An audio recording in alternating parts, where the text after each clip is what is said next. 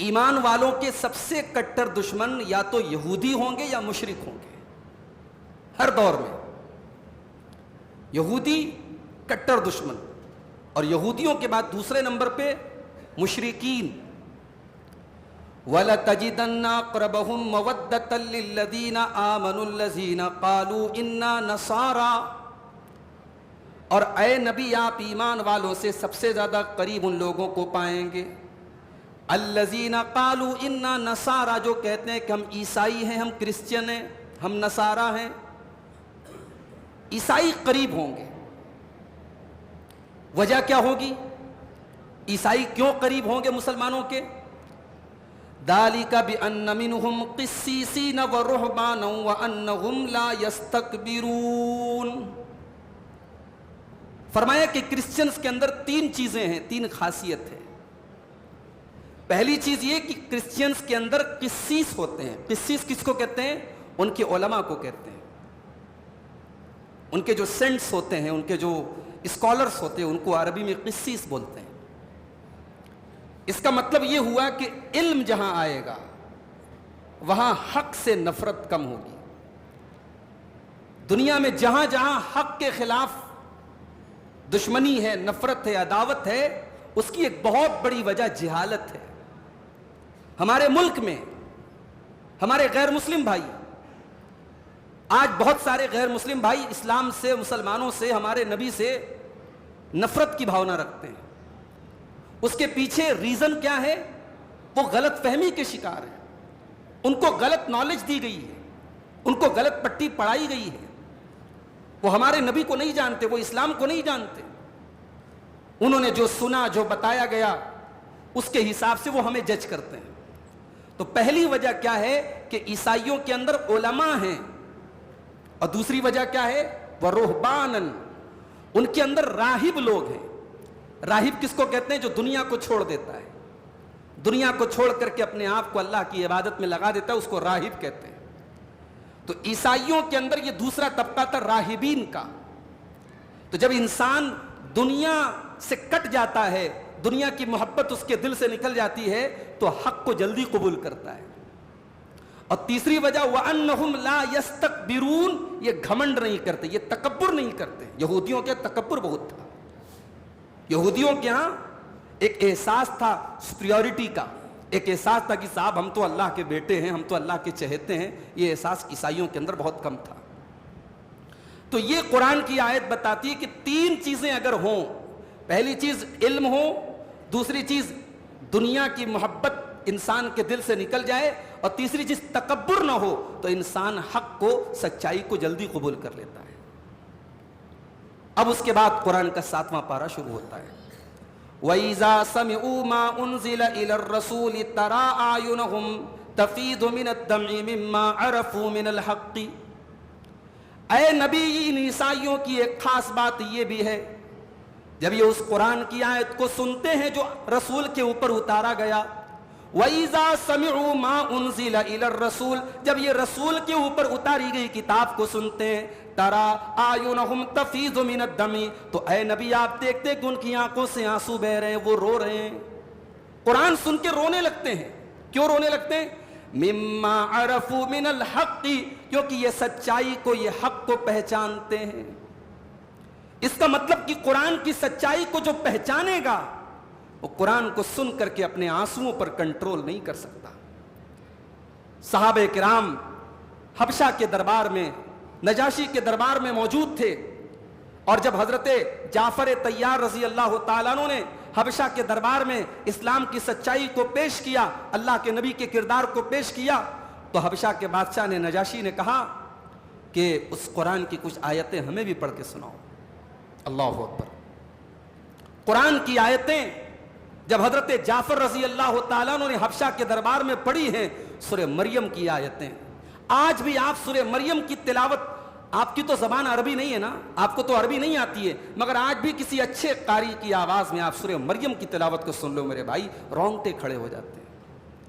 انسان کے رونگٹے کھڑے ہو جاتے ہیں. حالانکہ ہماری زبان نہیں ہے، جو عربی نہیں جانتا میں اس کی بات کر رہا ہوں. اتنا ریدم ہے اس سورت کے اندر، اتنی لذت ہے اس سورت کے اندر کی بیان کے بعد.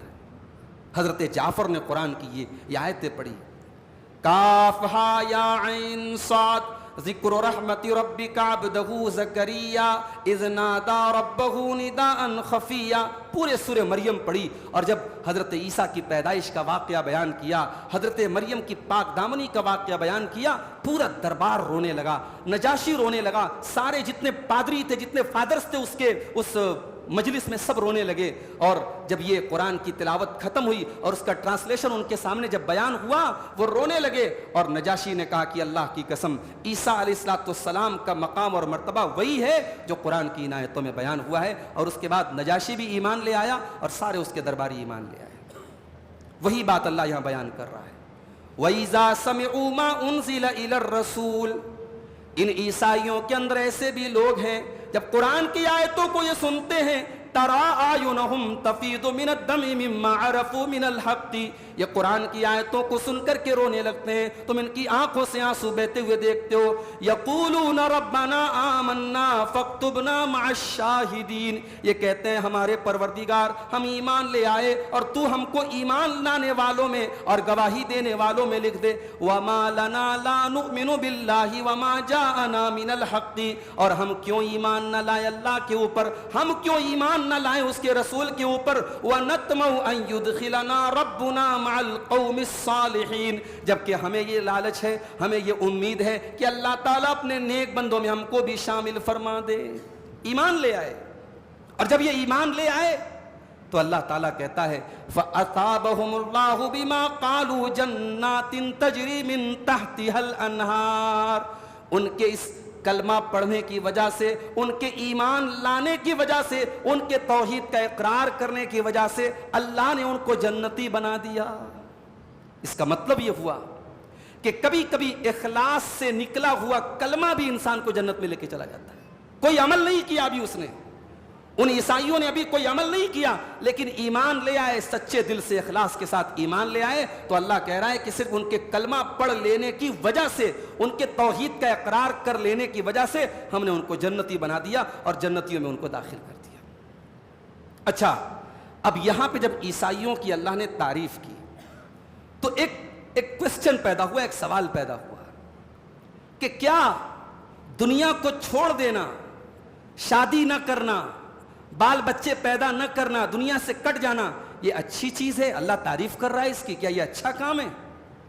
تو پھر بھائی تو ہم تو غلط کام کر رہے ہیں، ہم لوگ شادی بیاہ کر رہے ہیں، بچوں کی تربیت کر رہے ہیں، دنیا کے کام کر رہے ہیں، تو غلط ہو جائے گا۔ تو یہ جو ایک مس کنسپشن پیدا ہو سکتا تھا، ایک مس انڈرسٹینڈنگ پیدا ہو سکتی تھی، اللہ نے فوراً نیکسٹ آیت میں، اگلی آیت میں اس کو دور کر دیا۔ اللہ نے فرمایا یا ایھا الذین آمنوا لا تحرموا طیبات ما احل اللہ لکم، اے ایمان والو، جن چیزوں کو اللہ تعالیٰ نے تمہارے لیے حلال کر دیا ہے، ان چیزوں کو حرام کرنے کا تمہیں کوئی رائٹ نہیں ہے، تمہیں کوئی حق نہیں ہے کہ تم اللہ کی حلال چیزوں کو تم حرام کر دو۔ وَلَا تَعْتَدُوا، اور کبھی حد سے آگے نہ بڑھو، اللہ کے حلال کو حلال جانو، اللہ کے حرام کو حرام جانو، نہ حلال چیز کو حرام کرنے کی کوشش کرو، نہ حرام چیز کو حلال کرنے کی کوشش کرو۔ ایک مرتبہ اللہ کے نبی کے کچھ صحابی، بلکہ 3 صحابی اللہ کے نبی صلی اللہ علیہ وسلم کی بیویوں کے پاس آئے اور پوچھا کہ اللہ کے نبی کی عبادت کتنی ہوتی ہے، آپ کی نماز کتنی ہوتی ہے، آپ کا روزہ کتنا ہوتا ہے، عبادت کے بارے میں پوچھا۔ تو جب انہیں اللہ کے نبی کی عبادت کے بارے میں بتایا گیا تو انہیں لگا کہ بس اللہ کے رسول اتنی ہی عبادت کرتے ہیں، اتنا ہی نماز پڑھتے ہیں، اتنا ہی روزہ رکھتے ہیں، ان کو بہت کم لگا۔ تو ان میں سے ایک نے قسم کھائی کہ آج کے بعد میں رات بھر نماز پڑھوں گا، کبھی رات میں آرام نہیں کروں گا۔ دوسرے نے قسم کھائی کہ آج کے بعد میں شادی ہی نہیں کروں گا، بال بچے کے چکر میں نہیں پڑھوں گا۔ تیسرے نے قسم کھائی کہ آج کے بعد میں کنٹینیو روزہ رکھوں گا، بیچ میں گیپ نہیں دوں گا، کنٹینیو روزہ رکھوں گا۔ تینوں نے یہ قسم کھائی۔ اچھا، تینوں نے قسم کیوں کھائی؟ ظاہر ہے اس کو دینداری سمجھ کر کے، اچھا کام سمجھ کر کے، ثواب کا کام سمجھ کے انہوں نے یہ قسم کھائی۔ اللہ کے نبی صلی اللہ علیہ وسلم کو پتہ چلا، آپ نے ان تینوں کو بلوایا، آپ نے پوچھا کہ کیا تم لوگوں نے ایسا ایسا کہا ہے؟ ہاں اللہ کے نبی، ہم نے ایسا ایسا کہا ہے۔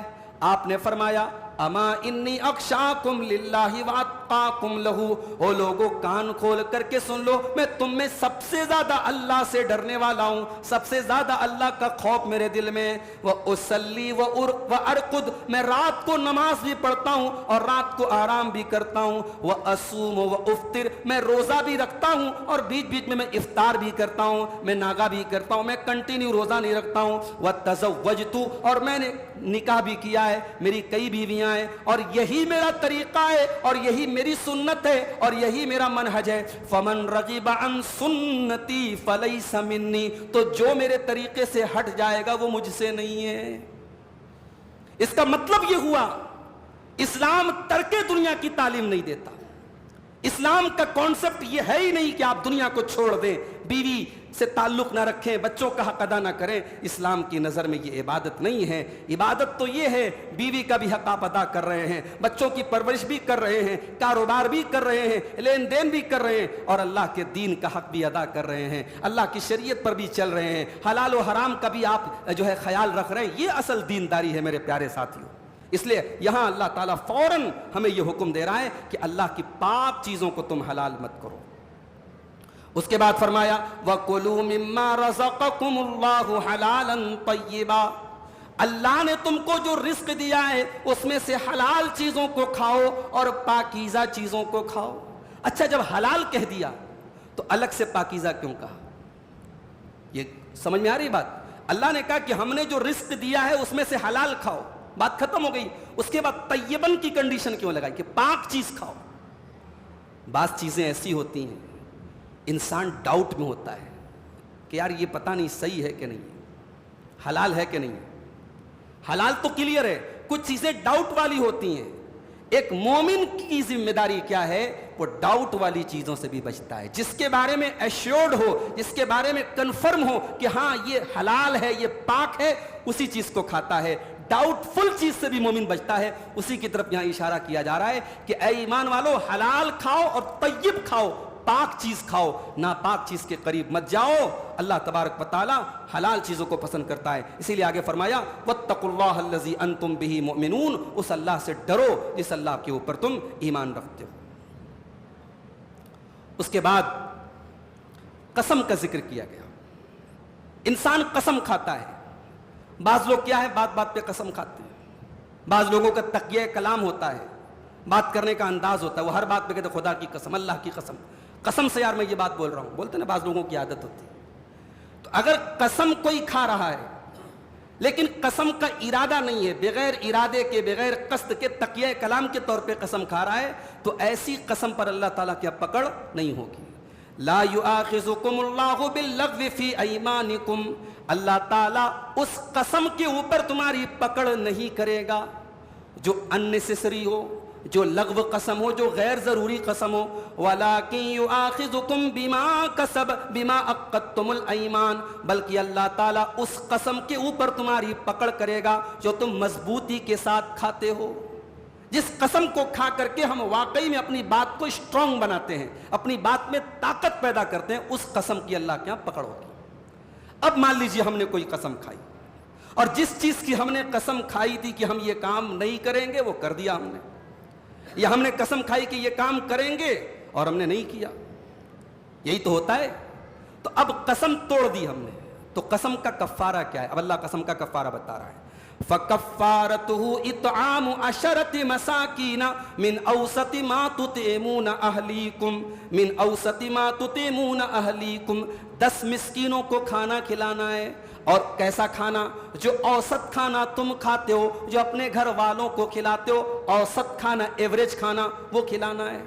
بہت اچھا بھی نہیں کھلانا ہے اور بہت لو کلاس کا بھی نہیں کھلانا، ایوریج کھانا جو ہم کھاتے ہیں وہ مسکین کو کھلانا ہے۔ اب مان لو ہم چاول کھاتے ہیں 100 روپیہ کے جی والا، اور صدقہ دینے کی بات آئی اور قسم کا کفارہ دینے کی بات آئی تو مارکیٹ میں سب سے سستا جو 30 روپیہ 35 روپیہ والا چاول ہے وہ دے، تو یہ تو غلط ہے نا بھائی۔ جو آپ ایوریج کھاتے ہیں وہ کھلانا ہے۔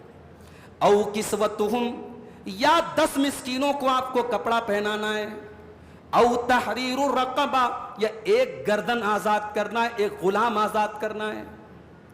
اچھا، اسلام نے آپ دیکھیے بہت ساری چیزوں میں گردن آزاد کرنے کو اسلام نے جو ہے ایک اس کی شکل بتائی ہے۔ یعنی غلامی کے کانسیپٹ کو اسلام نے ختم کرنے میں بہت بڑا رول ادا کیا ہے.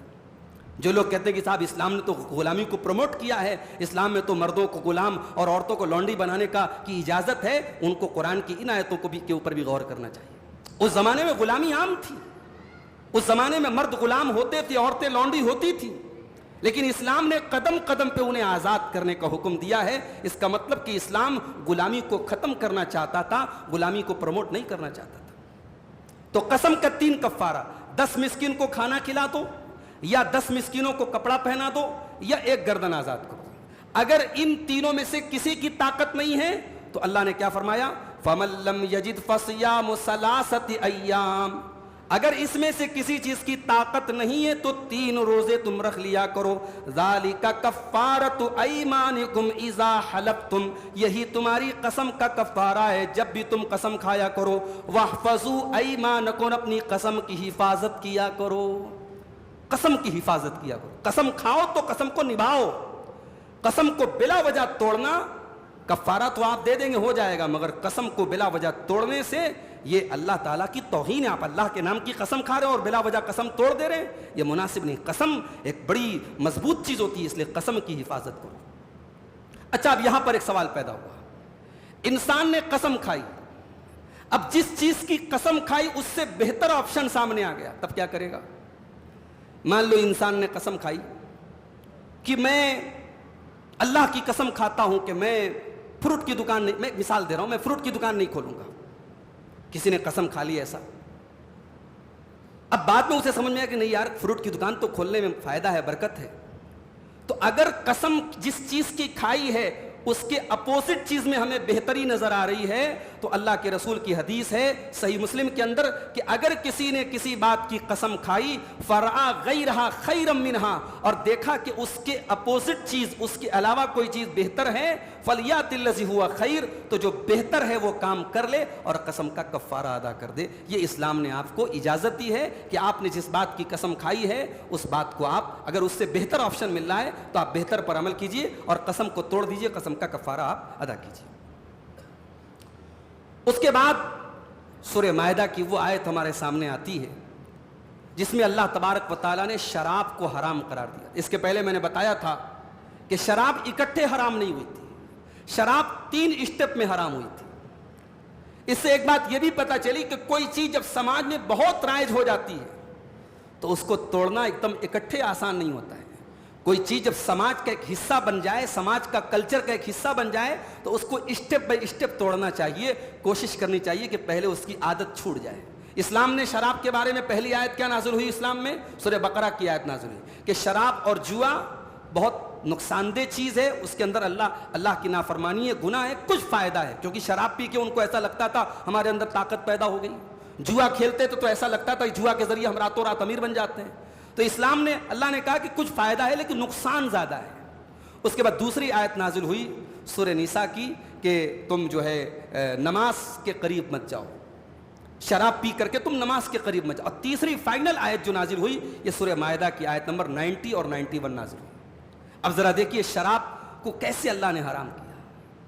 اللہ تعالیٰ اگر کسی چیز کو ڈائریکٹ بولتے حرام ہے تو حرام ہے, خلاص بات ختم. لیکن اللہ نے شراب کو جب حرام کیا تو کتنی علتیں بیان کی. حالانکہ اللہ کو علت بیان کرنے کی ضرورت نہیں ہے, اللہ کسی چیز کو ڈائریکٹ حرام بول سکتا ہے, اور ہمیں یہ بھی حق نہیں کہ ہم جانیں, ہمیں کوئی حق نہیں کہ ہم ہر چیز کی علت جان لیں. اسلام میں بہت سی ایسی چیزیں حرام ہیں, ہمیں علت نہیں پتا. بھئی مردوں کے لیے ریشم کا کپڑا حرام ہے, کیوں حرام ہے؟ ہمیں علت نہیں پتا. مردوں کے لیے سونے کی گھڑی حرام ہے, کیوں حرام ہے؟ ہمیں نہیں پتا.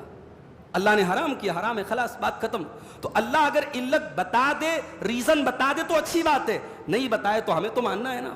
شراب کو جب اللہ نے حرام کیا تو کتنی ریزنز بتائی. یا ایھا الذین آمنوا انما الخمر والمیسر والانصاب والازلام, 4 چیزوں کا نام لیا اللہ نے. اے ایمان والو, بے شک شراب, جوا, والازلام, اور قسمت کا حال معلوم کرنے کے لیے جو تم تیر چلاتے ہو, والانصاب, اور جن آستانوں کے اوپر، جن بتوں کے اوپر تم غیر اللہ کی عبادت کرتے ہو، یہ تمام کی تمام چیزیں رجسن، گندی چیزیں ہیں، من عمل الشیطان، یہ شیطان کے کام ہیں، فاجتنبوہ، تم ان سے بچو، لعلکم تفلحون، تاکہ تم کامیاب ہو جاؤ۔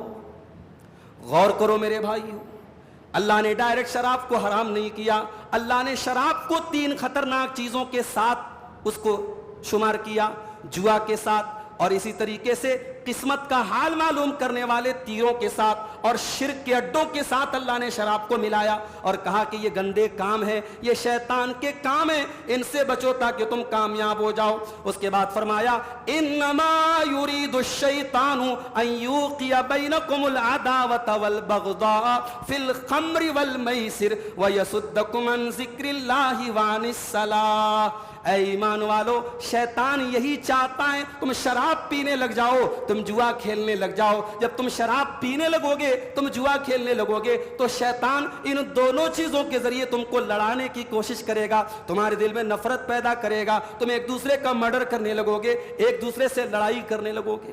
آج دنیا میں زیادہ تر مرڈر شراب کے نشے کی حالت میں ہوتے ہیں، زیادہ تر ریپ شراب کے نشے کی حالت میں ہوتے ہیں۔ انڈیا کے اندر 98% روڈ ایکسیڈنٹ شراب کے نشے میں ہوتے ہیں۔ اللہ نے کہا کہ شیطان یہی چاہتا ہے تم کو لڑا دے، ایک پرپس تو یہ تم کو لڑا دے، نفرت پیدا کر دے، اور دوسرا پرپس کیا ہے؟ وَيَسُدَّكُمْ عَنْ ذِكْرِ اللَّهِ وَعَنِ الصَّلَاةِ، شیطان تم کو اللہ کے ذکر سے روکنا چاہتا ہے، اور جب اللہ کے ذکر سے روکنا چاہتا ہے تو اللہ کا سب سے بڑا ذکر نماز ہے، شیطان تم کو نماز سے روکنا چاہتا ہے۔ جب تم شراب پیو گے تو نماز کی پابندی تم کیسے کر پاؤ گے؟ فَهَلْ أَنْتُمْ مُنْتَهُونَ، تو اے ایمان والو اب بتاؤ کہ تم اب شراب پینا بند کرو گے یا نہیں کرو گے؟ گٹکھا کھانے والے ہمارے بھائی جو گٹکھا کھاتے ہیں، اللہ ان کے اوپر رحم فرمائے، اللہ ہدایت دے۔ گٹکھا کے پیکٹ پہ خطرناک قسم کا جو ہے وہ پھیپڑے کی تصویر بنی ہوتی ہے، اور کیا لکھا رہتا ہے؟ ٹوبیکو کازز کینسر، تمباکو کے استعمال سے کینسر ہوتا ہے۔ اچھا، گورنمنٹ آف انڈیا اس تمباکو یا اس گٹکھا کے پیکٹ پر چھپوا رہی ہے کہ صاحب اس سے کینسر ہوتا ہے، ٹی وی کے اوپر بڑے بڑے ایڈ آتے ہیں کہ صاحب تمباکو کے استعمال سے کینسر ہوتا ہے، مگر گٹکھا کمپنی کو لائسنس بھی گورنمنٹ آف انڈیا دے رہی ہے، سگریٹ اور بیڑی کی کمپنی کو لائسنس بھی انڈین گورنمنٹ دے رہی ہے۔ یہ حال ہے ہمارے سرکاروں اور ہماری حکومتوں کا، اور یہاں کوئی گورنمنٹ نہیں ہے، کوئی پاور کا یوز نہیں ہے، کوئی ایڈورٹیزمنٹ نہیں ہے، کوئی بورڈنگ نہیں لگائی، کوئی ہورڈنگ نہیں لگائی گئی۔ قرآن کی آیت اتری اور اللہ نے اپنے نبی کے صحابہ سے کہا کہ اے میرے نبی کے صحابہ، اے ایمان والو، شراب اتنی گندی چیز ہے، اب تم بتاؤ تم باز آؤ گے کہ نہیں باز آؤ گے؟ یہ جب آیت نازل ہوئی، حضرت انس کہتے ہیں کہ ہم لوگ گھر میں کھانا کھا رہے تھے اور شراب کی بوتل رکھی تھی وہیں پہ دسترخوان کے اوپر۔ میرے باپ نے کہا، ابو طلحہ ان کے سوتیلے باپ تھے، کہا بیٹا لے جا اس کو، جا کے نالی میں پھینک دے، گلی میں پھینک دے۔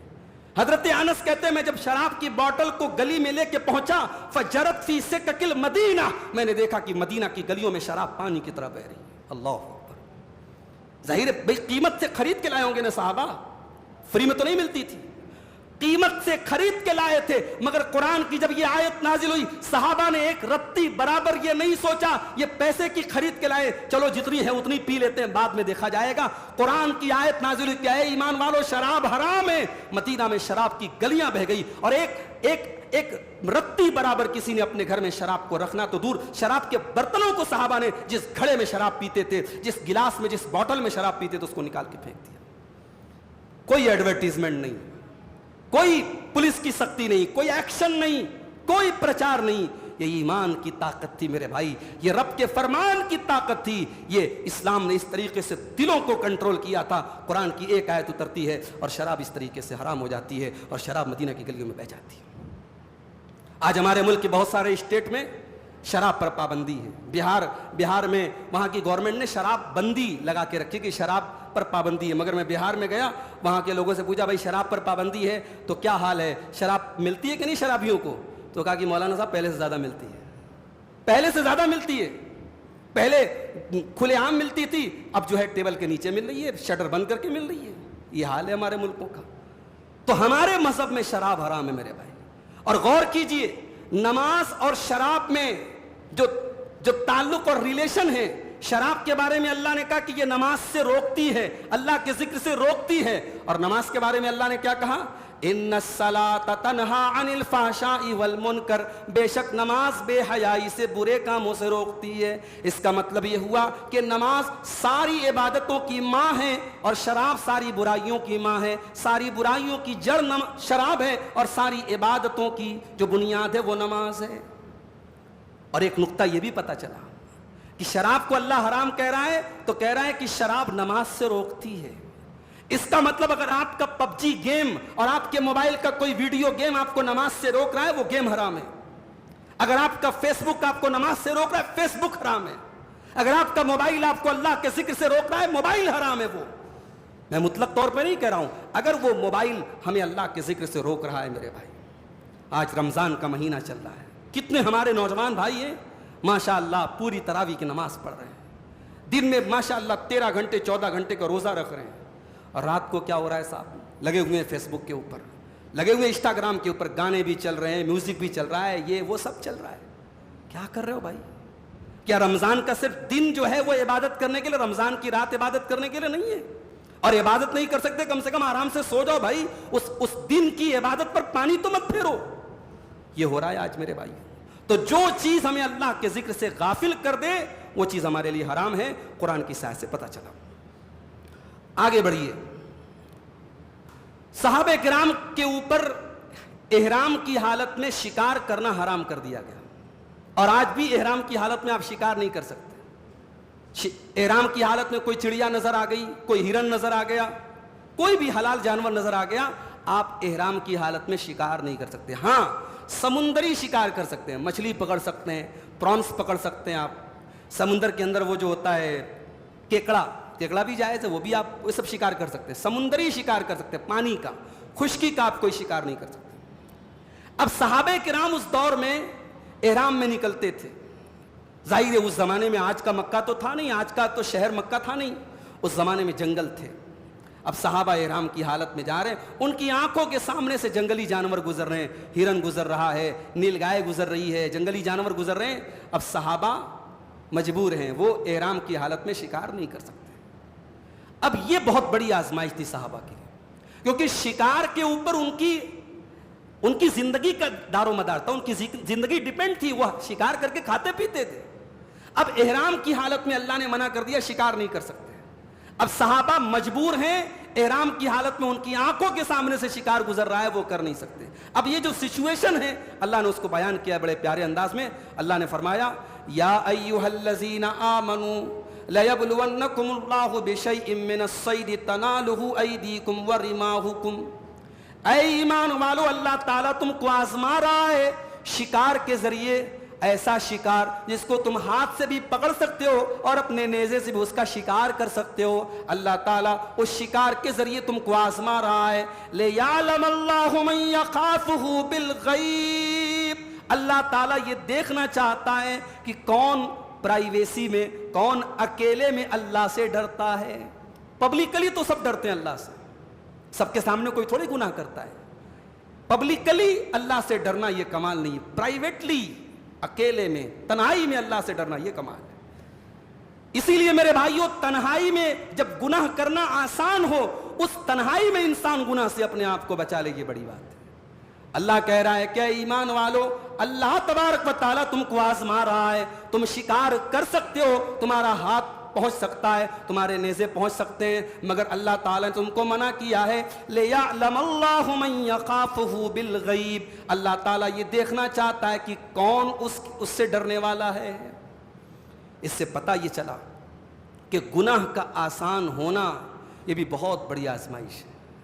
ایک زمانہ تھا لوگ فلمیں دیکھنے کے لیے وی سی آر لاتے تھے، وی سی آر کا زمانہ ختم ہوا، پھر سی ڈی کا دور آیا، گھروں میں ٹی وی آتی تھی، ساتھ میں سی ڈی پلیئر آتے تھے، لوگ اپنی پسند کی فلمیں لا کے سی ڈی پہ دیکھتے تھے۔ اب وہ ساری چیزیں ختم ہو گئی، اب موبائل کا دور آ گیا۔ ایک دور تھا موبائل میں لوگ میموری کارڈ لگواتے تھے اور دکاندار کے پاس جا کے میموری کارڈ دے کے کہتے تھے صاحب اس کو گانے سے بھر دو، اس کو فلموں سے بھر دو، لوگ بھرواتے تھے۔ اس زمانے میں ہمارے پاس سوالات آتے تھے دکانداروں کی طرف سے کہ مولوی صاحب ہمارے پاس ایسا کام آتا ہے، میموری کارڈ میں گانے بھرنے ہیں اور فلمیں بھرنے ہیں، ہم بھرتے ہیں تو یہ بھرنا کیسا ہے؟ ظاہر ہے حرام تھا، غلط تھا، حرام چیز کو پروموٹ کرنا بھی غلط ہے۔ اب وہ دور بھی ختم ہو گیا. اب تو ماشاءاللہ جو نئے نئے موبائل آ رہے ہیں 256 اور جو ہے جی بی ریم 256 GB اس کے اندر میموری ہے, تو میموری کی کوئی کمی نہیں. اب پورا موبائل جو ہے چلتا پھرتا پورا تھیٹر بن چکا ہے. اب اس دور میں غلط چیزیں اور بے حیائی کی چیزیں آج بہت آسان ہو گیا انسان کے لیے دیکھنا. اور آج وہ دور ہم دیکھ رہے ہیں میرے بھائی کہ 3 سال کے بچے سے لے کر کے 70 سال کا بوڑھا اس موبائل کے غلط استعمال میں ڈوبا ہوا ہے. یہ موبائل آج کے دور جیسے صحابہ کے لیے احرام کی حالت میں شکار کرنا بہت بڑی آزمائش تھی, آج یہ اسمارٹ فون بہت بڑی آزمائش ہے, بہت بڑی آزمائش ہے. اس اسمارٹ فون کو اگر آپ نے صحیح طریقے سے یوز کر لیا بہت فائدے کی چیز ہے. ابھی رمضان کا مہینہ چل رہا ہے, میں درس دینے کے لیے آیا, میں پریشان تھا تیاری کرنے کے لیے کون کون سی کتابوں کو دیکھوں. ابھی ایک ایپ مجھے ملا عربی زبان میں, اردو میں ابھی وہ نہیں آیا ہے, ایک بہت ہی بہترین تفسیر کا ایپ آ گیا, اس کا نام ہے التفسیر المحرر. یہ سعودی عرب کی ایک بہت مشہور ویب سائٹ ہے الدرر السنیہ, اس میں علماء کا پورا ایک پینل ہے, انہوں نے اتنی بہترین تفسیر تیار کی ہے. پوری دنیا کی جو تفسیر کی بڑی بڑی کتابیں ہیں ان سے انہوں نے چن کر کے ایک بہترین تفسیر کی کتاب تیار کی ہے, اور اس کا نام ہے التفسیر المحرر. محرر مطلب آزاد تفسیر ہے, یہ بالکل آزاد ہے, اس میں ساری تفسیروں کا نچوڑ ہے. اور ہارڈ کاپی میں یہ تفسیر تقریباً 44 والیومز کے اندر کمپلیٹ ہو کر کے سعودی عرب سے چھپ چکی ہے. تو وہ بڑی آسانی سے جو ہے 5 منٹ بھی مجھے نہیں لگا, موبائل پر انسٹال کر لیا, اب تفسیر کی تیاری کرنے میں مجھے بہت آسانی ہوگی. تو آپ اگر اچھا یوز کریں بہت اچھی چیزیں ہیں میرے بھائی, اور آپ برا یوز کریں تو صاحب پوری گندگی بھری پڑی اس موبائل کے اندر. تو یہ موبائل آج ہمارے لیے گناہوں کو آسان کر دیتا ہے, اور جب گناہ آسان ہو جائیں اور اپنے آپ کو گناہوں سے بچایا جائے, یہ بڑی بات ہے میرے بھائیوں. اس میں اللہ کا ڈر اور اللہ کا تقویٰ ہے. اس کے بعد اللہ نے فرمایا, خانہ کعبہ کا مقام بیان کیا. خانہ کعبہ کی حیثیت کیا ہے؟ اللہ نے فرمایا جعل اللہ الکعبۃ البیت الحرام قیاما للناس. اللہ تبارک و تعالیٰ نے خانہ کعبہ کو حرمت والا گھر بنایا ہے. خانہ کعبہ ایک ایسا گھر ہے جس کا احترام کرنا ہے, جس کی رسپیکٹ کرنا ہے, جو حرمت والا گھر ہے, جو حرم ہے. قیاما للناس, اور اللہ تعالیٰ نے خانہ کعبہ کو لوگوں کے وجود کا ذریعہ بنا دیا, لوگوں کے قیام کا ذریعہ بنا دیا. آج پورا مکہ اس خانہ کعبہ کے ذریعے ان کی روزی روٹی جڑی ہے. خانہ کعبہ کے پاس جتنے ہوٹلز ہیں سب عمرہ کرنے والے حج کرنے والوں کے ذریعے کما رہے ہیں. تمام دکانداروں کا, وہاں کے آس پاس کے باشندوں کا دار و مدار اس خانہ کعبہ کے اوپر ہے, ان کی روزی روٹی کا دار و مدار ہے. یہ تو دنیا کے حساب سے ہو گیا. دین کے حساب سے سوچو, اسی خانہ کعبہ سے دین ملا, وہی ہمارے نبی پیدا ہوئے, اسلام کا سورج وہیں سے نکلا, تو دین کی بنیاد بھی وہی خانہ کعبہ ہے. اور اگر اور ڈیپلی سوچو تو دنیا بھی قائم ہے تبھی تک جب تک خانہ کعبہ قائم ہے. ایک وقت آئے گا قیامت کے پہلے جب خانہ کعبہ دنیا سے مٹ جائے گا. کون مٹائے گا؟ اللہ کے نبی فرماتے ہیں یخرب الکعبۃ ذو السویقتین من الحبشہ. ایک حبشی آدمی, ایک حبشہ کا آدمی, حبشی آدمی, پتلی پتلی ٹانگوں والا آدمی, قیامت کے پہلے دور آئے گا, خانہ کعبہ کی ایک ایک اینٹ کو توڑ دے گا, برابر کر دے گا خانہ کعبہ. یہ بالکل عین قیامت کے پہلے وہ دور آئے گا. تو قرآن کریم کہہ رہا ہے کہ ہم نے اس خانہ کعبہ کو, اللہ کہہ رہا ہے کہ ہم نے اس خانہ کعبہ کو قیاما للناس, اسے لوگوں کے قیام کا ذریعہ بنایا ہے. جب تک یہ خانہ کعبہ قائم ہے انسانیت قائم ہے, دنیا قائم ہے. جب خانہ کعبہ ختم ہو جائے گا سمجھو دنیا ختم ہو جائے گی. اس کے بعد اللہ تعالیٰ نے ایک اصول بیان کیا. کبھی کبھی ہم لوگ کیا کہتے ہیں کہ صاحب اگر یہ چیز غلط ہے تو زیادہ تر لوگ ایسا کیوں کر رہے ہیں؟ اگر سود کھانا غلط ہے سب تو کھا رہے ہیں, اگر شراب پینا غلط ہے اتنے لوگ شراب پی رہے ہیں, اگر زناکاری اور بدکاری غلط ہے یہ تو فیشن بنتا چلا جا رہا ہے. تو برائی کا عام ہو جانا, برائی کا کامن ہو جانا, یہ زیادہ تر لوگوں کا کسی کام کو کرنا, یہ اس کے صحیح ہونے کی دلیل نہیں ہے. اللہ تعالیٰ نے اپنے نبی سے فرمایا قُلْ لَا يَسْتَوِي الْخَبِيثُ وَالطَّيِّبُ, اے نبی آپ فرما دیجئے کہ گندی چیز اور پاک چیز کبھی برابر نہیں ہو سکتی ہے. وَلَوْ أَعْجَبَكَ كَثْرَةُ الْخَبِيثِ, اگرچہ گندی چیز کی کثرت تمہیں دھوکے میں ڈال دے, گندی چیز زیادہ ہے, میجورٹی میں ہے, تب بھی گندی چیز گندی ہی رہے گی اور پاک چیز پاک رہے گی. خبیث کی کثرت اس بات کی دلیل نہیں ہے کہ خبیث صحیح ہو جائے گا. اللہ طیب ہے, اللہ پاک ہے, اور اس کو پاک چیزیں پسند ہیں. اگر خبیث کا استعمال زیادہ ہو رہا ہے تو خبیث چیز صحیح نہیں ہو جائے گی. یہ بہت بڑا اصول اللہ نے بتایا کہ جو چیز صحیح ہے وہ صحیح رہے گی. کسی چیز کا زیادہ استعمال ہونا اس بات کی دلیل نہیں ہے کہ وہ صحیح ہو جائے گی. اس کے بعد اللہ تعالیٰ نے زیادہ سوال کرنے سے منع کیا. بعض لوگ سوال کم کرتے ہیں, بال کی کھال زیادہ نکالتے ہیں.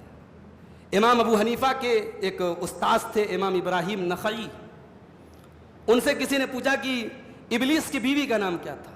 انہوں نے کہا میں ابلیس کے نکاح میں نہیں گیا تھا, ابلیس کی شادی میں گیا نہیں تھا. بعض لوگ اس طریقے کے سوالات آج بھی کرتے ہیں. سوال کا مقصد ہوتا ہے دین کا علم حاصل کرنا. اگر سوال کا مقصد بال کی کھال نکالنا ہے, سوال کا مقصد علماء کے درمیان کمپیریزن کرنا ہے کہ صاحب عبد الغفار صاحب کیا جواب دیتے ہیں, پچھلی بار جو عالم آئے تھے انہوں نے کیا جواب دیا, ذرا دونوں کے جواب کو کمپیئر کریں, اگر یہ مقصد ہے تو بھائی صاحب آپ کا سوال نہ کرنا زیادہ بہتر ہے. اللہ کے نبی کے دور میں بعض صحابہ نے ایسا سوال کر لیا جو سوال مناسب نہیں تھا, اور وہ سوال بھی ایسے دور میں ہو رہا ہے جب قرآن اتر رہا ہے, اور قرآن جب اتر رہا ہے تو ایک ایک بات پانی دودھ اور پانی کی طرح کلیئر ہو جائے گی. ایک صحابی نے کھڑے ہو کے پوچھ دیا اللہ کے نبی میرا باپ کون ہے, من ابھی, میرا باپ کون ہے؟ تو اللہ تعالیٰ نے قرآن کی آیت نازل کی, یا ایھا الذین آمنوا لا تسألوا عن اشیاء ان تبد لکم تسؤکم. اے ایمان والو ایسی چیزوں کے بارے میں تم سوال نہ کرو کہ اگر کھول دیا گیا تو تم کو برا لگ جائے گا. وَإِن تَسَأَلُوا عَنْهَا حِينَ يُنَزَّلُ الْقُرْآنُ, اور اے ایمان والو اگر قرآن کے اترنے کے ٹائم, قرآن اترتے وقت اگر تم نے ان سوالوں کو پوچھ لیا تبد لکم, تو ان کا جواب دے دیا جائے گا اور تم شرمندگی میں پڑ جاؤ گے. عفا اللہ عنہا, جن سوالوں کا جواب اللہ نے نہیں دیا ہے, عفا اللہ عنہا, اللہ نے ان کو معاف کر دیا ہے. کیا مطلب؟ اگر شریعت میں کسی چیز کے بارے میں قرآن خاموش ہے, حدیث خاموش ہے, شریعت خاموش ہے, تو اس کا مطلب کہ وہ چیز ہمارے لیے جائز ہے. مثال کے طور پہ بہت ساری آج کے دور میں کھانے پینے کی چیزیں جو ظاہر نبی کے دور میں نہیں تھی. بھائی پیزا کہاں تھا نبی کے دور میں, برگر کہاں تھا نبی کے دور میں, یہ تمام جو لیٹسٹ ہمارے فاسٹ فوڈ آئٹم آ رہے ہیں یہ کہاں تھے نبی کے دور میں, ہم کھا رہے ہیں. تو اب یہ پوچھنے کی ضرورت ہے مولوی صاحب پیزا کھانا کیسا ہے, مولوی صاحب برگر کھانا کیسا ہے, مولوی صاحب شورما کھانا کیسا ہے. بھائی حلال ہے, پاک ہے. جس چیز کے بارے میں قرآن و سنت خاموش ہے وہ پاک ہے. مگر اب یہاں ایک غلط فہمی دور کر لیجیے. ہمارے بدعتی بھائی جو ہوتے ہیں بہت ساری بدعتوں کے بارے میں کہتے ہیں صاحب منع کہاں ہے. 11ویں شریف منا رہے, پوچھو بھائی کیوں مناتے, بولے منع کہاں ہے. شب برات کے حلوے دھوم دھام سے کھا رہے ہیں, پوچھو بھائی کیوں منا رہے ہو, بولتے منع کہاں ہے. محرم پہ تعزیے نکال لے, بولو کیوں نکالتے ہو, بولے منع کہاں ہے. تو یہ بات یاد رکھو کہ جب معاملہ دین کا آئے گا, جب معاملہ عبادت کا آئے گا, تب سوال یہ نہیں کیا جائے گا کہ منع کہاں ہے, تب سوال یہ کیا جائے گا ثابت کہاں ہے. تب یہ پوچھا جائے گا اس کو مینشن کہاں کیا گیا ہے, اس کا ذکر کہاں ہے. اور جب مسئلہ کھانے کا آئے گا, جب مسئلہ پینے کا آئے گا, جب مسئلہ پہننے کا آئے گا, تب یہ پوچھا جائے گا منع کہاں ہے. کوئی بھی کپڑا آپ پہن سکتے ہیں, شریعت کی ٹرم اینڈ کنڈیشن اس میں پوری ہونی چاہیے. مرد کا کپڑا ہے ٹخنے کے اوپر ہونا چاہیے, پینٹ پہنو اور جو ہے یہ لوور پہنو, پائجامہ پہنو, لنگی پہنو, کچھ بھی پہنو بھائی, جائز ہے. ہاں کوئی ایسا کپڑا نہ ہو جو عورتوں سے مشابہت رکھتا ہو.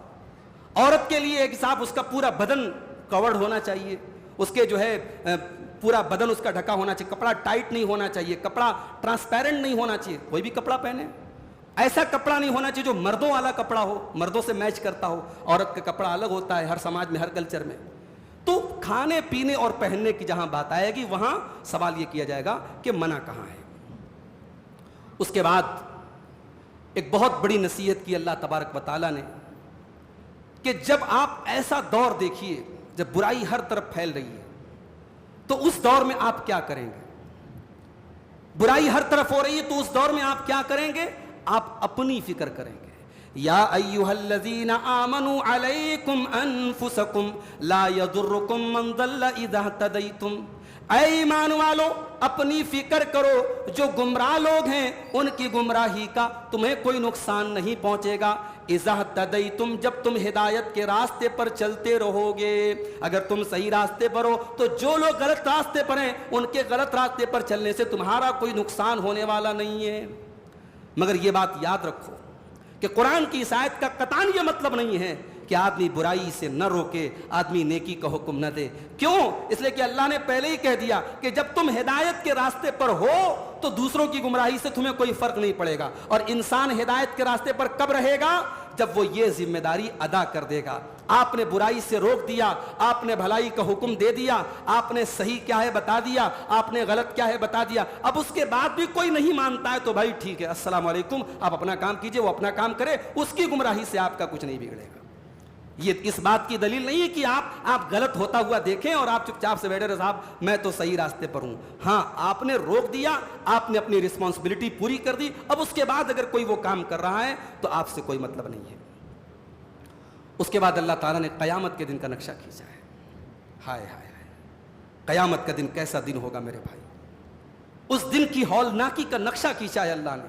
یوم یجمع اللہ الرسل فیقول ماذا اجبتم قالوا لا علم لنا انک انت علام الغیوب. قیامت کے دن اللہ تعالیٰ سارے رسولوں کو اکٹھا کرے گا، سارے نبیوں کو اللہ تعالیٰ اکٹھا کرے گا اور سارے نبیوں سے سوال کرے گا ماذا اجبتم، اے میرے نبیوں تمہاری قوم نے تم کو کیا جواب دیا؟ قالوا لا علم لنا، کہیں گے اے اللہ ہم کو کچھ بھی نہیں پتا. کیا یہ سچ ہے کہ حضرت نوح علیہ السلام کو نہیں پتا ان کی قوم نے ان کی بات مانی کہ نہیں مانی؟ کیا شعیب علیہ السلام کو نہیں پتا؟ کیا یونس علیہ السلام کو نہیں پتا؟ کیا موسیٰ علیہ السلام کو نہیں پتا؟ سارے نبیوں کو پتا ہے. مگر قیامت کے دن کی سختی کا یہ عالم ہوگا، ان کی زبان نہیں چلے گی اللہ کی بارگاہ میں، کہیں گے لا علم لنا، اے اللہ ہم کو کچھ نہیں معلوم. انک انت علام الغیوب، اے اللہ تو تو غیب کی باتوں کو جاننے والا ہے. اے اللہ جو لوگ ہمارے اوپر ایمان لائے ہم تو ظاہر کی بات جانتے ہیں، ہم تو دل کی باتوں کو نہیں جانتے. اے اللہ کیا پتا کہ ان کے دل میں کیا تھا، ان کی نیتوں میں کیا تھا. اے اللہ لا علم لنا، ہمیں کچھ بھی نہیں پتا. انک انت علام الغیوب، اے اللہ تو تو غیب کی باتوں کو جاننے والا ہے. یہ ہوگا قیامت کا دن کہ بڑے بڑے انبیاء کرام اور اللہ کے رسول بھی اللہ کی بارگاہ میں بول نہیں پائیں گے، ان کی زبان نہیں چلیں گی اور کہیں گے لا علم لنا، اے اللہ ہم کو کچھ نہیں پتا. اس کے بعد حضرت عیسیٰ علیہ السلام کی ایک دعا بیان کی گئی. عیسیٰ علیہ السلام اللہ سے دعا کر رہے ہیں. کیا دعا کرتے ہیں؟ ان تعذبہم فإنہم عبادک، اے اللہ اگر تو ان کو عذاب دے گا تو یہ تو تیرے بندے ہیں.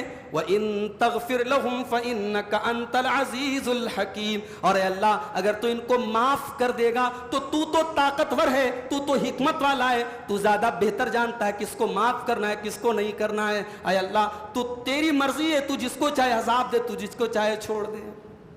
یہ قیامت کے دن حضرت عیسیٰ علیہ السلام اللہ کی بارگاہ میں جب اللہ تعالیٰ بڑے غصے میں ہوگا، غضبناک ہوگا، اس سچویشن میں حضرت عیسیٰ یہ دعا کریں گے. بخاری شریف کی حدیث ہے کہ جب قرآن کی اس آیت کو اللہ کے نبی پڑھتے ہیں، ہمارے پیارے نبی صلی اللہ علیہ وسلم پڑھتے ہیں تو اللہ کے نبی رونے لگتے ہیں. آپ کی آنکھوں سے آنسو بہنے لگتے ہیں اور آپ رونے لگتے ہیں اور کہتے ہیں کہ اللہم امتی، اے اللہ عیسیٰ نے تو اپنی امت کے لیے دعا کر لی، ابراہیم نے اپنی امت کے لیے دعا کر لی، اے اللہ میری امت کا کیا ہوگا، محمد الرسول اللہ کی امت کا کیا ہوگا. اللہ کے نبی رونے لگتے ہیں اور جبریل علیہ السلام آ کر کے پوچھتے ہیں ماں یبکی کا، کیوں رو رہے ہیں آپ؟ حالانکہ اللہ کو سب پتا ہے لیکن اللہ اپنے نبی کی زبان سے کہلوانا چاہتا ہے. اللہ کے نبی کہتے ہیں میں اپنی امت کے انجام کے بارے میں سوچ کے رو رہا ہوں. قربان جاؤ میرے بھائی، اس نبی کی سنتوں کو آج ہم پیروں تلے مسل دیتے ہیں. اس نبی کے طریقے کو چھوڑ کر امت کا ایک بڑا طبقہ آج بدعات اور خرافات میں مبتلا ہے. اس نبی کی شریعت سے ہم دور ہیں، اس نبی کے دین سے ہم دور ہیں.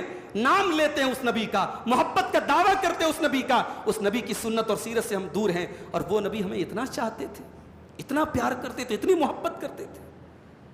راتوں میں ہم بیٹھ کر کے موبائلوں میں لگے رہتے ہیں، راتوں میں اپنے بچوں کے ساتھ کھیلتے رہتے ہیں، اور اس نبی کی راتیں ہمارے اور آپ کے لیے رونے میں گزری ہے میرے بھائی. وہ نبی ہمارے اور آپ کے لیے رویا کرتے تھے. شاعر نے کہا ہے سلام اس پر جو امت کے لیے راتوں کو روتا تھا، سلام اس پر جو امت کے لیے راتوں کو روتا تھا، سلام اس پر جو فرش خاک پر جاڑے میں سوتا تھا، سلام اس پر کہ جس کے گھر میں چاندی تھی نہ سونا تھا، سلام اس پر کہ ٹوٹا بوریا جس کا بچھونا تھا. میرے بھائیوں وہ نبی ہم سے بے انتہا محبت کرتے تھے. کہا اے اللہ میری امت کا کیا ہوگا. میری آنکھوں میں آنسو ہے میری امت کے لیے, میں رو رہا ہوں اپنی امت کے لیے.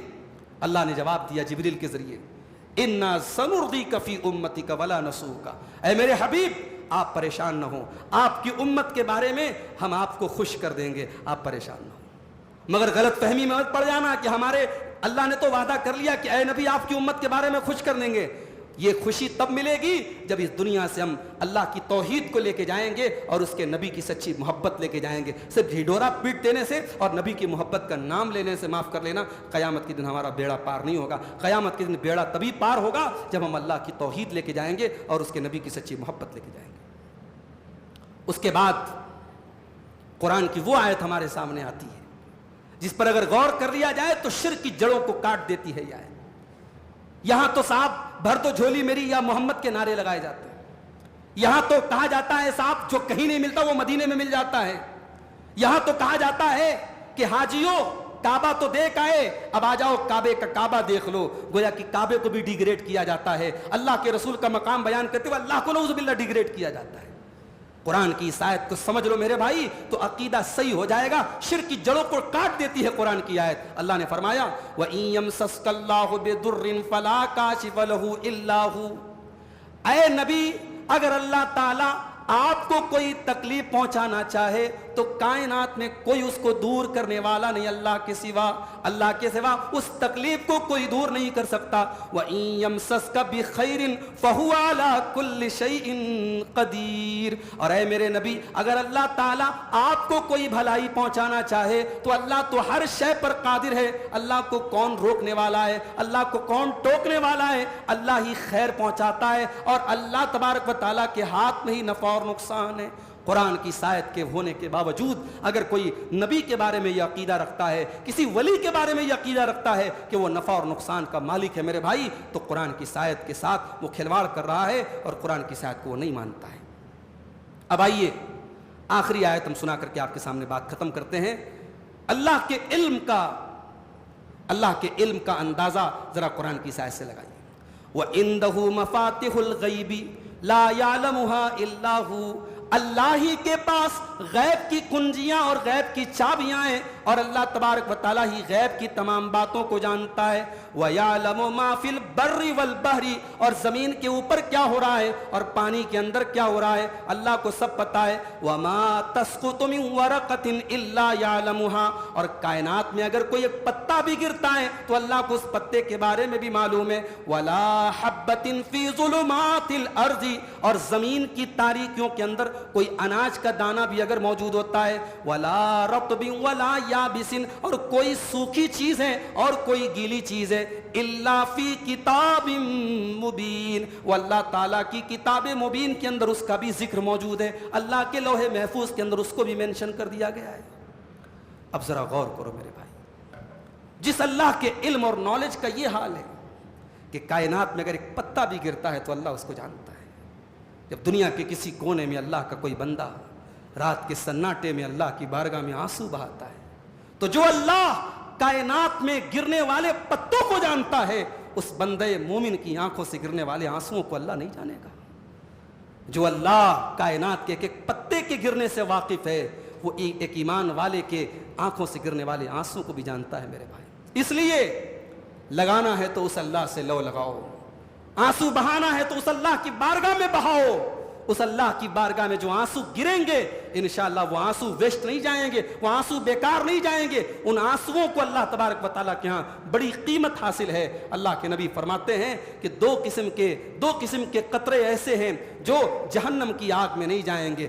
قطرۃ دم تحرق فی سبیل اللہ, ایک وہ خون کا قطرہ ہے جو اللہ کی راہ میں گرتا ہے, اور وہ قطرۃ دموع من خشیت اللہ, اور ایک وہ آنسو کا قطرہ ہے جو اللہ کے خوف سے کسی کی آنکھ سے نکلتا ہے. میرے پیارے ساتھیوں, جس اللہ کے علم اور پاور کا یہ حال ہے کہ کائنات کے ہر پتے سے واقف ہے, وہ اللہ ہمارے دلوں سے بھی واقف ہے اور ہماری آنکھوں سے گرنے والے آنسو سے بھی واقف ہے. تو یہ 7ویں پارے کی چند آیتوں کی تفسیر تھی. اللہ سے دعا کیجئے رب العالمین ہمیں قرآن کریم کے ساتھ اپنا تعلق مضبوط کرنے کی توفیق عطا فرمائے, اور قرآن کی آیتوں میں جو ہمیں باتیں بتائی گئی ہیں اللہ ان پر ہم سب کو عمل کرنے کی توفیق عطا فرمائے. آمین. وآخر دعوانا الحمدللہ رب العالمین.